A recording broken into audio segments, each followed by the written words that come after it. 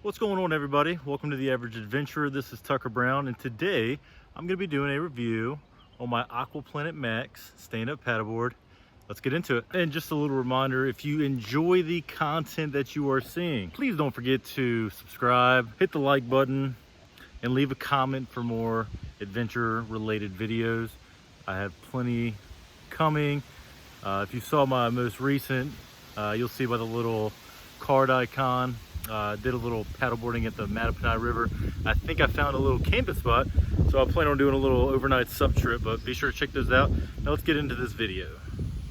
Now the first thing I want you to know about the Aquaplanet Max is it's not a premium board. And what I mean by that is you're not going to be spending $7,000, $8,000, $9,000 plus on it.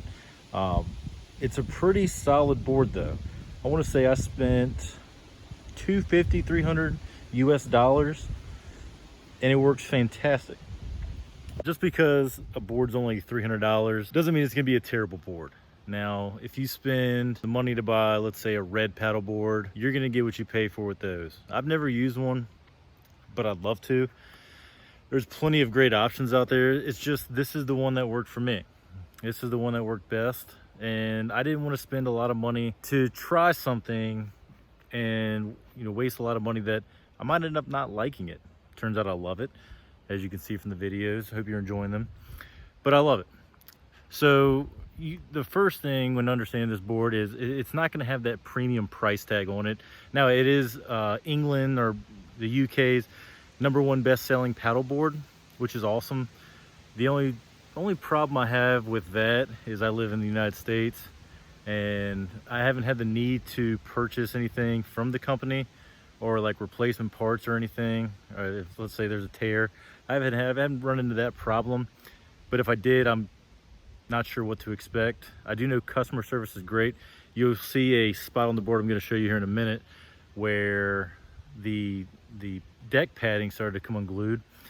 And I reached out to customer service and they were quick to respond. Now their response was Gorilla Glue, which I plan on doing myself anyways, but I just wanted to basically document and show them, like, is this a defective board, just to get their professional opinion. And they were quick, so I got to give it up to them. Their customer service is fantastic. They've responded a couple times. I wanted to put a little camera mount on the front just to get their opinion of what to do.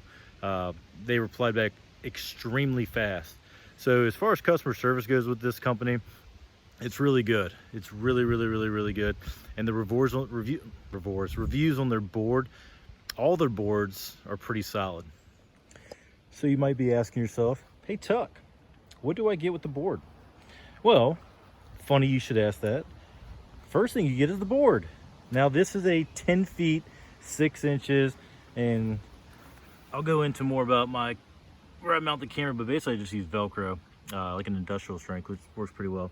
But you get the board, you get a dual action pump. And what I mean by dual action is when you go to pump, you'll see this little gray nozzle right here. If it's out and you pump it up, the only time you're gonna get air is on the downstroke, okay? So when you go ahead and connect this into here, you're going to get air going up and going down.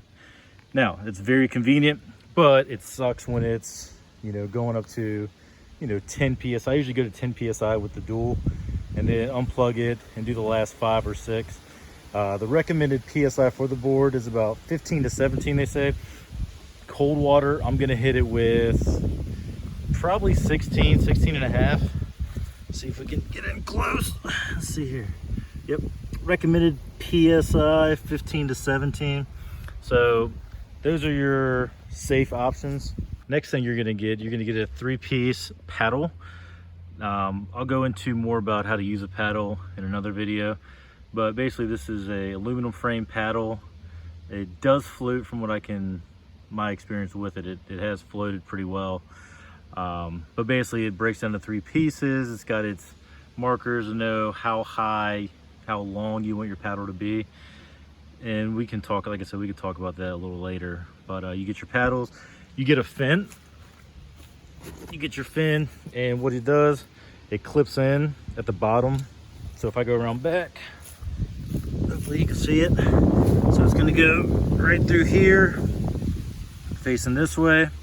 You're gonna put it in and it's gonna lock into place right here. Pretty convenient. You also have 2 fins that do not come out, they stay intact. And one thing that I'm missing that I have here, it does come with a patch kit. It does come with a little repair kit, which is awesome. In the event you need to repair it yourself in a pinch, you don't want to be stuck anywhere, or spend money on the board. Even though this isn't like the premium cost board, you don't want it to pop or anything. So having the ability to repair it yourself is pretty convenient. And another thing you get is this nifty little bag. Okay, so in this bag fits everything, from the paddle to the pump. You also get your leash. I always recommend wearing the leash. You might see people who don't wear leashes. I always recommend a leash. The reason you want to wear a leash is very simple. If your board goes out from under you, you don't want to be caught without it. But if you have your leash on, then yeah, your board might go, but it's going to slingshot back at you and you won't be scrounging to get onto your board. In a smaller river type setting, it'll be okay. You should be fine. Water's usually not that deep. But let's say you're paddling in the cold. I fell off the board when it was freezing cold. It just sucks the air out of your lungs and it's hard to even think. If you've ever been in that cold of water and you didn't mean to, it takes the literal breath out of your lungs. And having the leash on your foot allows the board to not get too far away from you, which in a dire situation is pretty important. It's a pretty good idea to have it. Now, talking about the stability of the board. For me, I'm about 5'9", 5'10", 225, 235-ish, in that ballpark. And for me, it works out okay. It was a little difficult. Anytime you get on a board, it's gonna be difficult. But once you get used to it, you'll be fine. The golden rule with paddleboarding is you always wanna go a little bit longer and a little bit wider than what you think. For me, being the budget guy, I went with a 30-inch wide board and 10 feet 6 inches long. That it works well for me. Some people like to go 11 and a half, 12 and a half, those type of distances, or lengths, not distances, and they go about 32 inches wide. 32 is basically the standard of, how, wide you want your board. And the one that always gets really, misconstrued and not really talked about is the depth of your board. How thick is your board? The thicker your board means it's going to give you more float. Having more float means you're going to be higher out of the water and potentially more stable. Okay, you don't want to be, a 4-inch board is only going to keep you out of the water a little bit compared to a 6-inch board. Okay, so for me, the 32 10-6, not a bad option, and it's 6 inches in height. So the board's 6 inches in height. So not a bad board for me. But if you're worried about a stability issue, you're gonna have stability issues in the beginning. It's a guaranteed.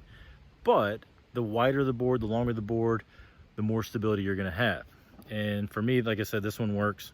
And unfortunately, if it's hard to try them out, you're not gonna, unless you're going to a paddleboard rental, it's hard to try them out. But best thing you can do is YouTube videos just like this, talking to somebody, if you know someone who is got their own board, or going on Reddit or something, finding the best options and just putting yourself out there and asking the questions.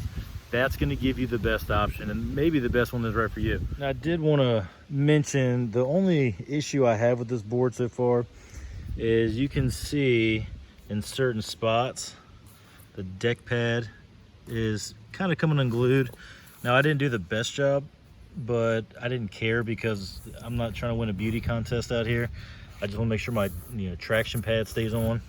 And I had to Gorilla Glue it, and some places did better than others. I didn't have time to do a lot of the, there's a good one. It's like that one, really coming undone. Right here, even worse. Last thing I wanted is for that to come off. But I found that this Gorilla Glue spot, like right here, for example, it's really easy to see. This ain't coming off. It's water resistant glue. It's almost concrete now. Does really well in the heat, and basically from what I found is what happened was, and I don't know if it's my fault or, you know, a board defect, but nothing else is wrong with the board, is when I go to roll it up and it was cold, I don't know if the glue came undone and then it heat up and then the glue would expand, and then just the wear and tear of rolling it up. Maybe that was what did it. But yeah, I try to keep this video pretty short, but this is the Aquaplanet Max stand-up paddleboard. Oh, and I want to show you guys some of the other items I usually take along with me.